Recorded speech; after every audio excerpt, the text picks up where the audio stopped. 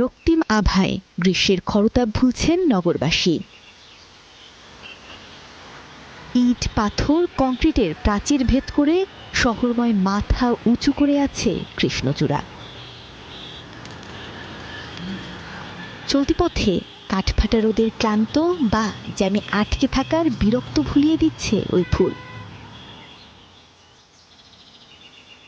নাগরিক উদ্যান থেকে ফুটপাত যেন লাল গালিচা পাতা।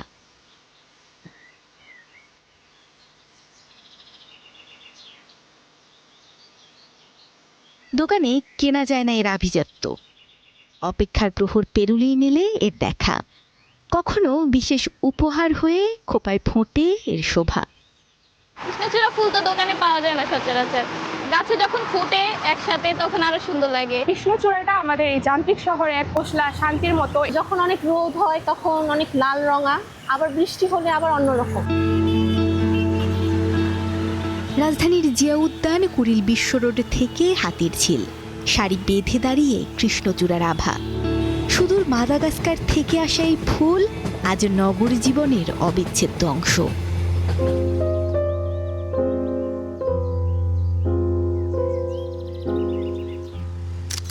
52, 21, 71 বা 24-এর সেই দ্রোহের দিনলিপিও যেন এই রক্তিমেই গাথা। কারো কাছে তা আবার শৈশব, রেণু দিয়ে কাটাকুটি খেলা। ওই ছোটবেলায় ফ্রেন্ডের সাথে খেলতাম, আজকে জীবনসঙ্গীর সাথে খেললাম এবং জীবনসঙ্গীও সেই ছোটবেলার ফ্রেন্ড। কৃষ্ণচূড়ার রং তো লাল, আর ভালোবাসার রঙও লাল, তো আমার কাছে কৃষ্ণচূড়া মানেই ভালোবাসা।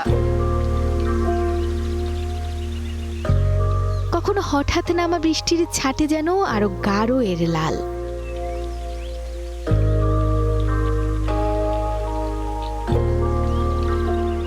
ধূসর নগরে জাগে বিনম্র মায়া। সব মিলে কৃষ্ণচূড়া যেন বৈশাখের আরেক নাম। কৃষ্ণচূড়ার রাঙা মঞ্জুরি কর্ণে আমি ভুবন ভোলাতে আসি গন্ধে ও বর্ণে। নজরুলের এই পংক্তির মতোই তপ্ত নগরের ক্লান্ত চোখে স্বস্তি হয়ে ধরা দিয়েছে কৃষ্ণচূড়া। শহুরে চৌচির হওয়া জীবনে এ যেন এক ফোঁটা বৃষ্টির মতো, শান্ত ও শীতল করে মন। কয়েকদিন পরেই ঝরে পড়বে রক্তিমে উৎসবের শেষ পাখি, অতঃপর আবারও ফিরবে একই রূপে, আরও বেশি মোহনীয় হয়ে।